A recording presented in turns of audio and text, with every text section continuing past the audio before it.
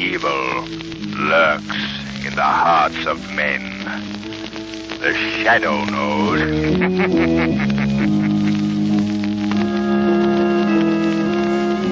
Your local blue coal dealer presents The Shadow. These half-hour dramatizations are designed to forcibly demonstrate to old and young alike that crime does not pay. Before this afternoon's adventure with The Shadow begins, here's advice every homeowner will profit by following. When you order your next supply of fuel, ask for blue coal. Then you'll enjoy steady, dependable heating comfort and satisfaction such as you've never known before. Countless thousands of American families have found from experience what a tremendous difference blue coal makes. It burns down to a fine ash, leaving no wasted, unburned coal. And it gives steadier, healthier heat with less furnace attention. So if you want the solid fuel for solid comfort, insist on blue coal by name. Call your dealer for your supply tomorrow.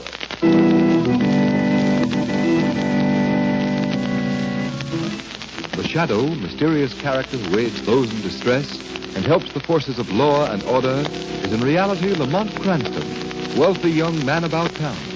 Cranston's friend and companion, the lovely Margot Lane, is the only person who knows to whom the unseen voice belongs. The only one who knows the true identity of that master of other people's minds, the Shadow. Today's story, Valley of the Living Dead.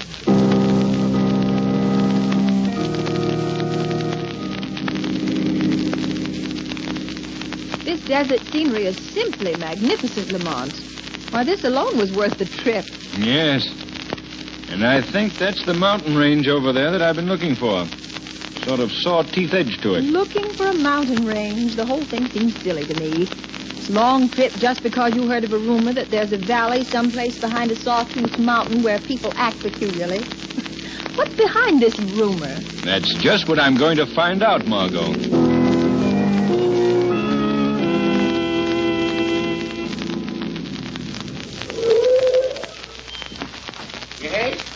Yes, sir. What can I do for you? I want some gas.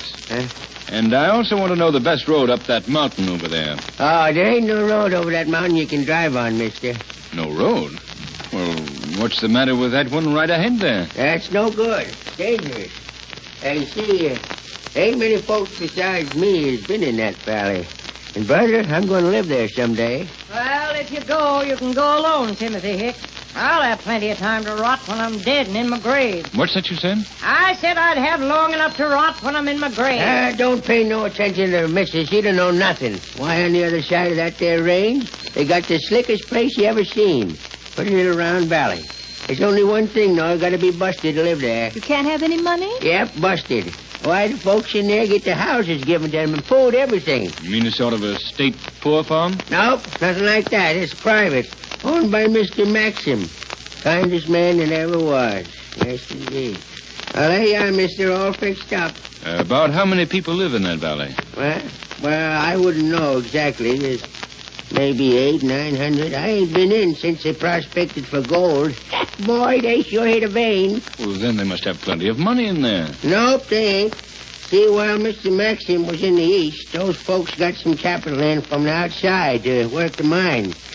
Yep, but then he came back. Maxim come back too soon. Gosh, was he mad.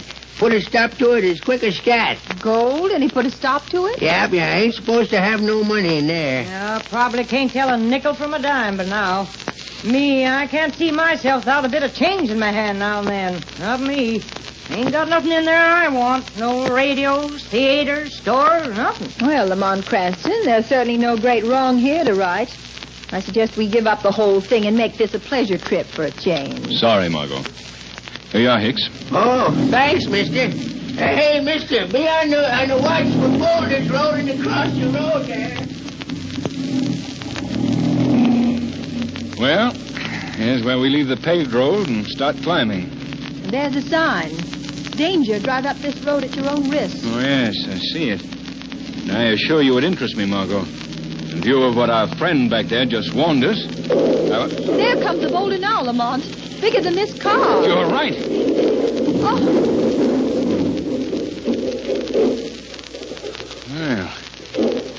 strange. He missed us anyhow. Now will you turn back? The road isn't safe. Well, that one might be just coincidence, Margot. It's a fine road. Nothing wrong with it. Good all the way up, far as I can see. There's another boulder. Yes, coming right down this path. Hold fast. Oh, thank goodness that missed us, too. Lamont, there's no coincidence about those boulders rolling down. No, you're right, Margot. And unless I'm mistaken, it's an electric eye. And it starts them as surely as it would open a door. Well, then, for pity's sake, let's get out of here. We'll be smashed to bits. I've had enough of this whole thing. Before the sun sets, Margot, we're going to be in that valley. But we're going in by plane.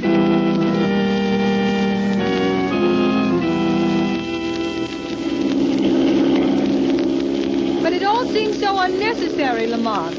Going and getting this plane, there can't be anything wrong. Not with this man Maxim on the job. He's so kind and all that. Margot, never in my life have I felt a more compelling certainty that something was wrong. At any rate, we'll know the moment we're over the jagged teeth of this ridge below. There. Look, Margot. There's the valley. I'll fly lower. Look closely. Lamont, this is low enough. Yes, 100 feet. And look. Look at those people closely, Margot, as they move along the streets. The lifelessness of them. Well, no traffic to keep them jumping. Doesn't mean there's anything wrong. Children half-heartedly at play. No work being done anywhere. Men sprawled on the grass. Well, what of it, Lamont? Cut off from the outside world. No work to do, no amusements, nothing for mind or muscle to feed on. Why, Margot, that place is like a stagnant pool covered with green slime. Beautiful to look at, but filled with decay. Well, maybe you're right, Lamont. Even the women don't stop to talk to one another. They don't even look up at the sound of the plane. And over there, just beyond the dam, are the gold mines. Latest equipment lying idle. And a chance for everybody to make a lot of money. Look, what's that back against the hill? Oh, it's a sort of castle. Wait a minute, Margot. That standard flying from the turret there. It has a name on it. I'll try to get closer and make it out. See, Ingram A. Maxim. Ingram Maxim. Why, I know who this fellow is now. You do? In college. I was just a freshman. He was taking postgraduate. A bald, thin little man, always helping some of the fellows. Why, he was rich as Croesus even then. Hang on, Margot. I'm going to set it down on the other side of the dam. Find out what this is all about.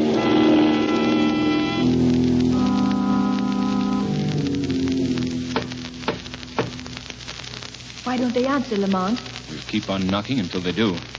Wait. I saw the curtain move from the window up there. Please, Lamont, let's go back to the plane. I feel weak. What was that? I don't know. It's horrible. But, Margot. Good heavens, Margot. Here, you're not fainting. Oh, the lady has fainted. Mr. Maxim, please. I prefer to carry her. I will carry her. No one here dictates to Maxim. There. Now, precede me into the house, if you will, sir.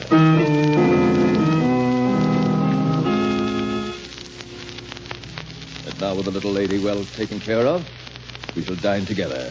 Cranston, we talk over the old days. You see, I remember you. Indeed, I have the faculty of remembering everybody I ever see.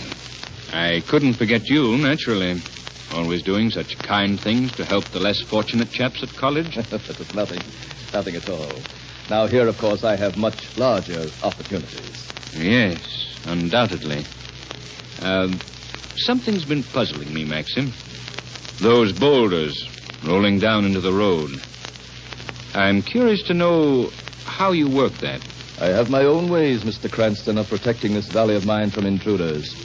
I want nothing from the outside world to touch my people. Nothing. Where's Mother? I can't move. You're all right, Margot. I'm right here. Keep your arms under the blankets, little lady.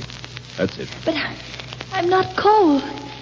I'm smothering. Too much exertion, my dear, coming down that steep path from the dam. Women's delicate bodies were not built for harsh exertion. You see, they... Serena, what are you doing here? Why did you leave your room in your wheelchair without my help? Is the lady sick, Maxim? Are you sick too, my dear? No, nothing wrong with me. Just a little chill. Miss Lane, my wife, How do you do? Mr. Cranston. How do you do? Did you suffer an injury of some sort, Mrs. Maxim? That you should have to be in a wheelchair? No. Oh, no. I've always been strong. But after the birth of my son, I think that was when My dear, you are exerting yourself too much. You must go to your room. But Maxim's always taken such good care of me.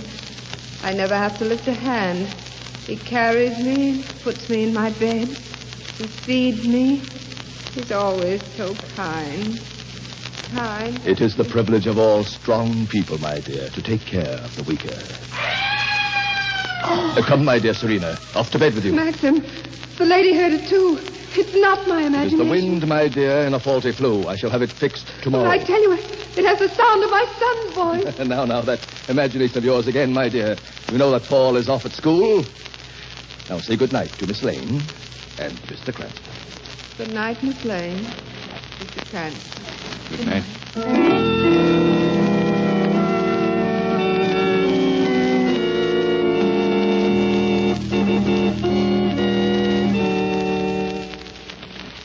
While we're waiting for the second act of The Valley of the Living Dead, here's a word to the wise. Homeowners, when you order fuel, keep in mind that there's just as much of a difference between the quality of various kinds of hard coal as there is in an automobile, radio, or washing machine. This difference lies in the location of the fields from which the coal comes and the care in mining and preparation. That's why it will pay you to insist on blue coal when you order your next supply of fuel. For blue coal is a guaranteed product of the nation's largest hard coal producer, the Glen Alden Coal Company. Their mines are located in the richest part of the northern Pennsylvania anthracite field. Each ton of blue coal as it comes from the mines is screened and rescreened many times for perfect sizing.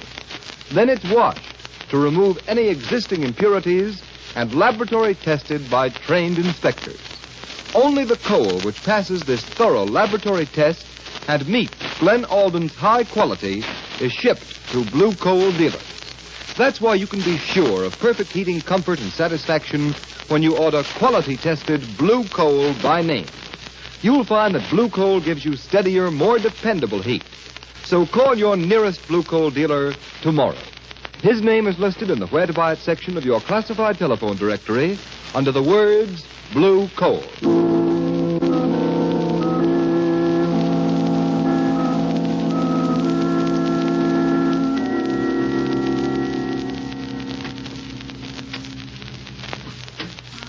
Father? Oh, I thought you'd never come. But, Paul, my son, don't I always come? Oh, this steel cast. Can't we take it off? Not yet, my boy. To remove it too soon would mean that you'd never walk again. I don't care. I don't care. It's now. It's the pain now that I can't stand. I know what is best for you, Paul. But it's getting worse. I can't rest. I can't sleep. Come now. You must. Oh, if I only could and never wake up. There. That is better. Patience. Patience. I'll turn the light low. There. Good night, my son. Sleep. Sleep.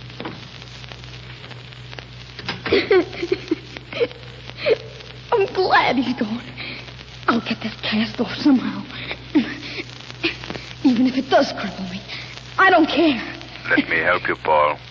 Who spoke? Where are you? Don't be frightened. I've come to help you. Nothing can frighten me anymore. But I can't see you. I can sometimes help people better because I'm not seen. Oh, I don't know what you mean, but can you really help me?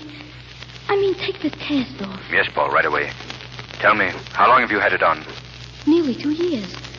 I was away at school and had an accident. My father came to see me, and well, I don't remember much about that part. But a doctor said that I would have to have this cast put on. A doctor said that? What? Oh, yes. My father told me he did. Here, trust me now. I want you to try to stand. But I can't. My father says I can. I want you to try. All right. I'll try. Oh, I'm standing. Good boy. That's what I wanted to know. You have 2 strong, healthy legs. They're growing against steel that clamps them like a vice. This cast is coming right off. It's off. Oh, but my legs, they feel numb. Steady, Paul. Oh. The pain will soon be gone. You'll be well again. Well again, boy. Oh, yours is not the only bondage to be broken tonight.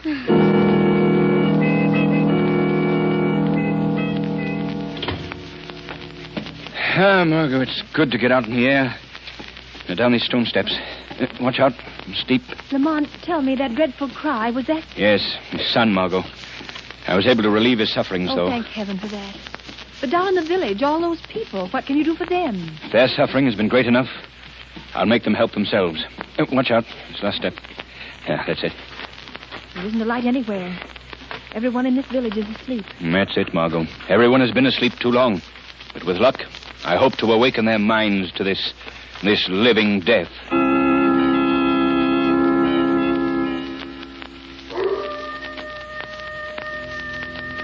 Not a sound anywhere, Lamont, except that coyote off in the hills. The villagers sleep, Margot, but they do not rest.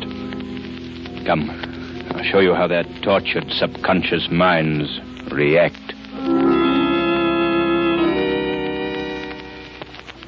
This place of living dead, this silence beats on my ears like the drums of eternity.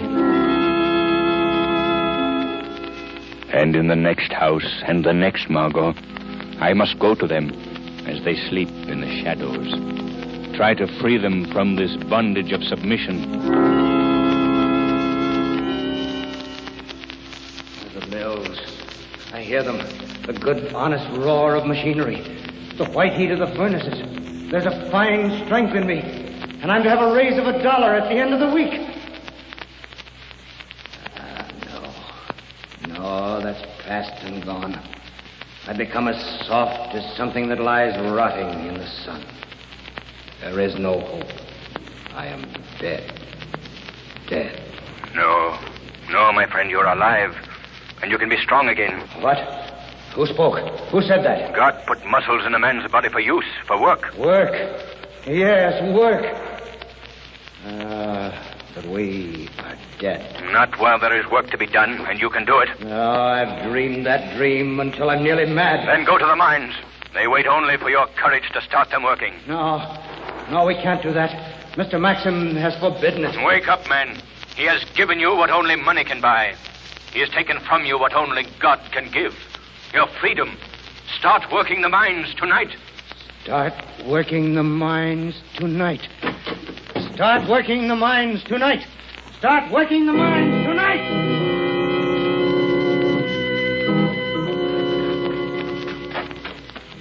Lamont, there are lights now in every house. Yes, and over there, lanterns swinging to the quick step of men hurrying to the mines. Give me your hand, Margot. We've no time to lose. We're almost at Maxim's castle. You think in a single night you will have destroyed Maxim's self-created world. As well as that, Margot, everything on which his ego has fattened. Listen, the people are wasting no time. Hurry. Here, I'll help you. Up these steps. Quickly. Quickly, Margot, quickly. This is Maxim's room, Margot. You stay back. I don't know what danger lies behind this door. But as the shadow, I'll soon find out. After all I've done for them, they betray my generosity. Men and women alike. They're crowded down at the mines with the hundreds. I'm going out to the balcony to observe them more clearly. Maxim, what's happened? Why are you so angry? Mrs. Maxim, Oh, don't be startled. I'm here to help you. Listen closely. This is a fight for freedom. Oh, who speaks? It's all such a strange dream. Do as I tell you without questioning. Rise out of your bed, out of your weakness, and fight as those people down at the mines are starting to fight. But I can't rise. I can't walk. Not without Maxim's help. You can. You shall. You've got to fight out of the weakness to strength and freedom. Yes. Fight out of weakness to strength and freedom. I can. I will stand. I see their game. They want a freedom apart from me, but they shan't have it. I stopped them before. I'll stop them again. No, Maxim. Don't stop them this time. Don't. Serena, you standing alone. How dare you stand alone without my help? I'd rather die, Maxim, standing alone as God intended me to stand, than go on in a living death of the weakness that comes of your constant support. You two, after all I've done, devoted my life to you. What madness is in this place tonight? Madness is lifting from this place tonight, Maxim. What is that voice? Who speaks? Perhaps it is your conscience speaking, Maxim. Your conscience. Serena, what is that voice? Do you hear it?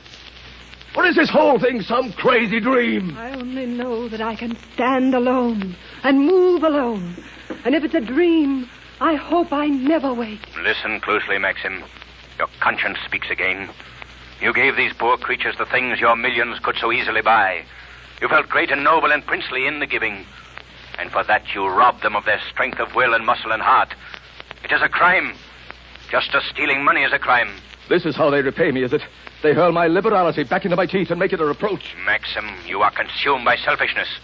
A selfishness so great that it has sacrificed 1,000 people and your wife and your son to its greedy demand. It's a lie! My whole life has been devoted to others. My people know I love them. I'll go to them. I'll talk to them. Will you also listen to them? They will listen to me. And I will give them their choice of life or death.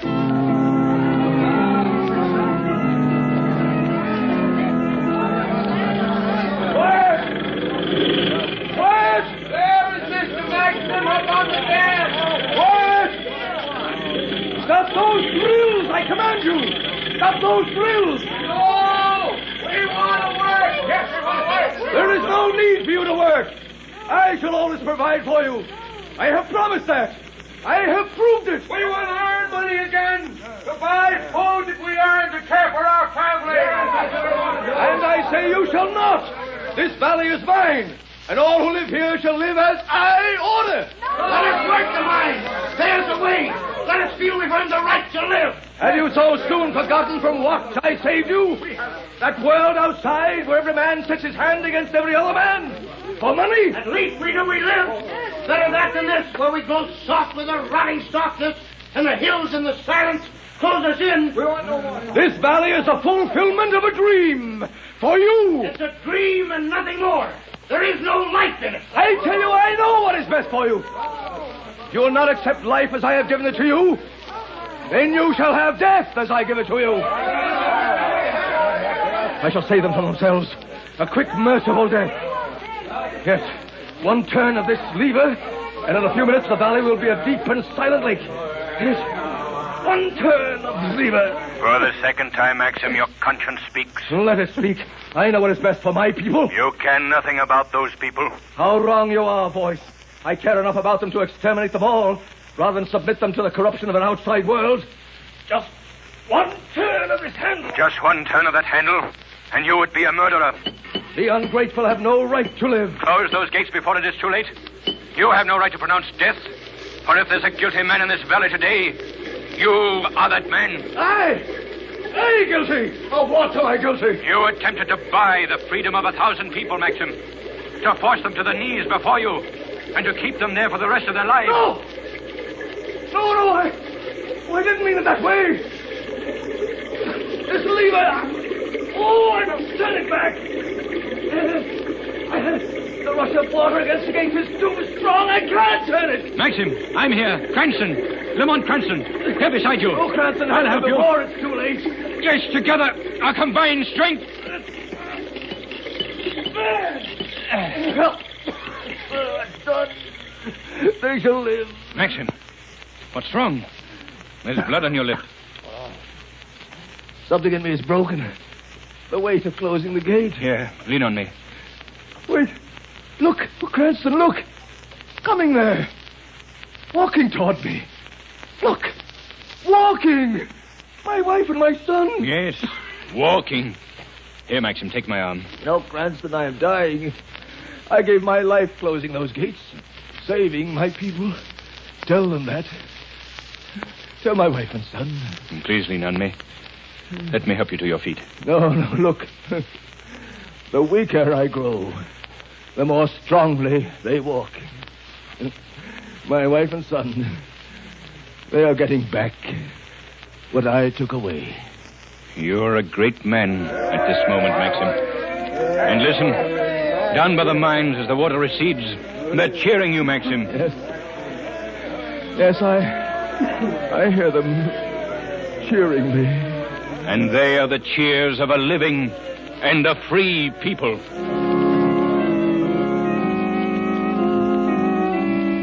Before you hear a preview of next week's Shadow story, here's John Barclay, Blue Coal's heating expert, with more of his time and trouble-saving hints on furnace care and attention.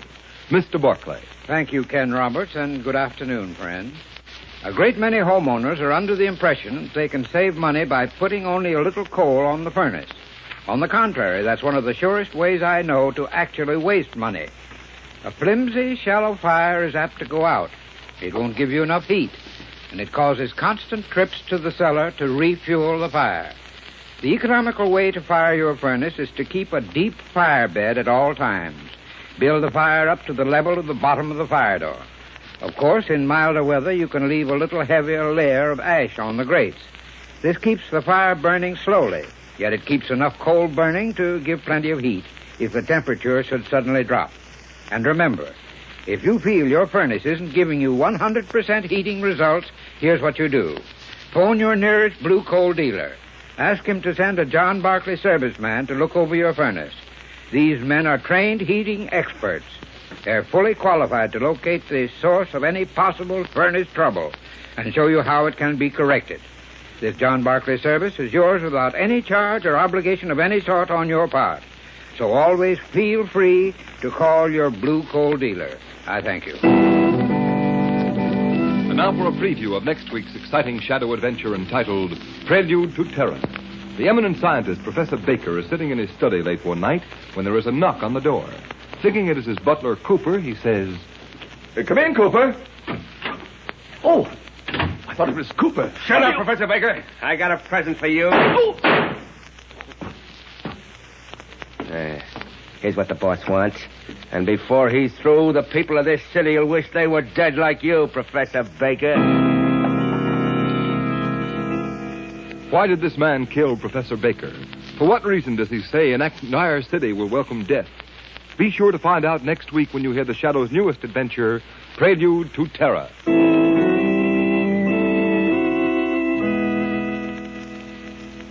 Today's program is based on a story copyrighted by the Shadow magazine. All the characters and all the places named are fictitious. Any similarity to persons living or dead is purely coincidental. The Shadow magazine is now on sale at your local newsstand.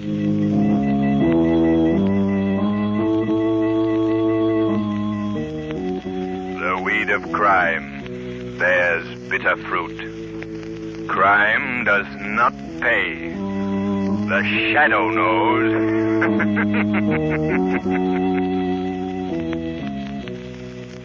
Next week, same time, same station, Blue Coal, America's finest anthracite, will again present another thrilling adventure of The Shadow. Be sure to listen, and be sure to burn Blue Coal, the solid fuel for solid comfort.